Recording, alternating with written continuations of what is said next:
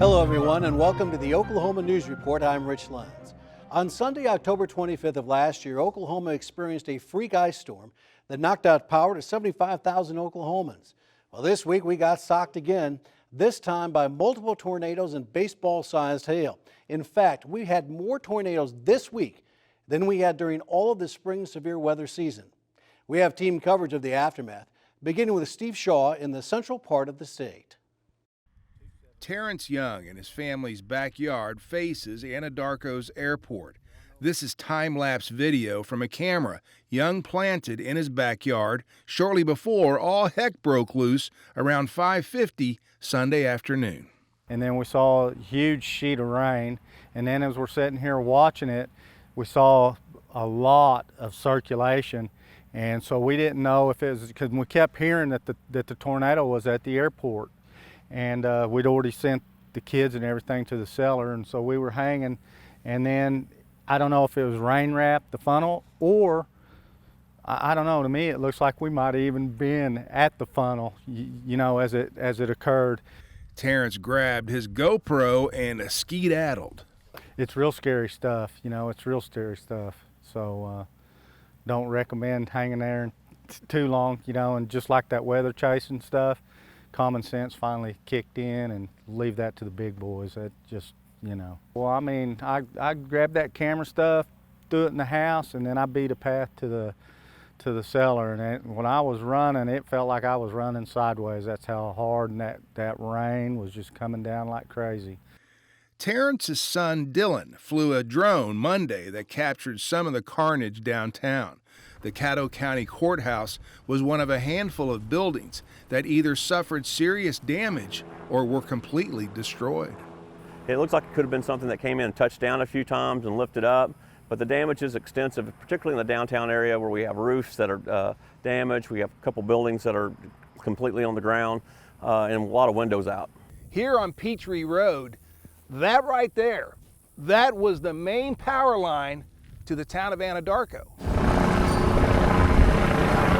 Many of Anadarko's 6,700 residents were without power for several hours. National Weather Service meteorologist in charge Mark Fox says it very likely was an EF1 tornado that ripped through downtown Anadarko on Sunday. That's one of the ones that we're still looking at, because we do think that it will likely be a tornado when it's all said and done, but we are trying to see a few more things. Fox says they recorded as many as 14 twisters around the state. Then late Tuesday night in western Oklahoma, the Clinton Airport suffered severe damage. Several hours later on Wednesday morning, just west of downtown Oklahoma City, a smaller twister knocked down trees and damaged buildings. Mark, what's the difference between straight line winds and a tornado?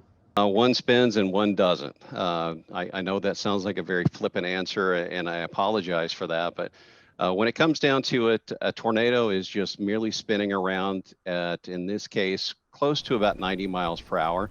A straight line wind is usually just more widespread, usually goes around 60 to 70 miles per hour. But the tornado with that tight spin on it, that really creates a little extra damage. And quite honestly, it gets the attention of most people a little bit more than the straight line wind. Anadarko City Manager Kenneth Korn was in Oklahoma City Sunday night on his way back from the Red River rivalry and watched the tornado that hit Anadarko on TV from a friend's home. That does make you feel pretty helpless. I was on the phone with my staff here. I have to say I have a great staff. They responded just like they're supposed to. And we did something last year after that ice storm and the vortex. We sat down, we talked about all our vulnerabilities and how we could better respond. And we come up with an after action plan. And we put that plan in place yesterday with our leader, Skip, who does emergency management.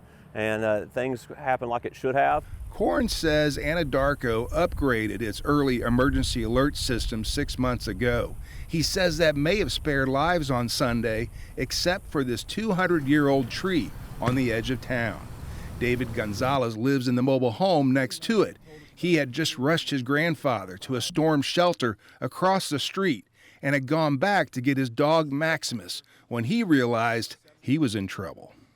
And all I remember was trees going by me, and then like leaves, and it turned yellow. Turned yellow around me. It was weird. Like it turned bright and yellow, and I was running. I got real low to the ground, running to the cellar and everything, and it was weird. Tripped me out. Kimberly Toikoya lives next door.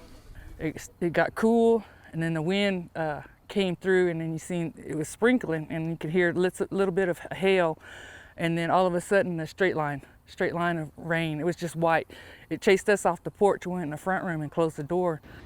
In Cleveland County, the city of Norman didn't escape the mayhem either. Big hail from the raucous Sunday storm ruined Sushi Monday on Main Street. We did have lots of reports, especially on the north side of city, of around 1.5 to 2.5 inch hail. So you're approaching golf ball to maybe baseball size hail there, and none of that is good, especially in October. Steve Shaw, the Oklahoma News Report.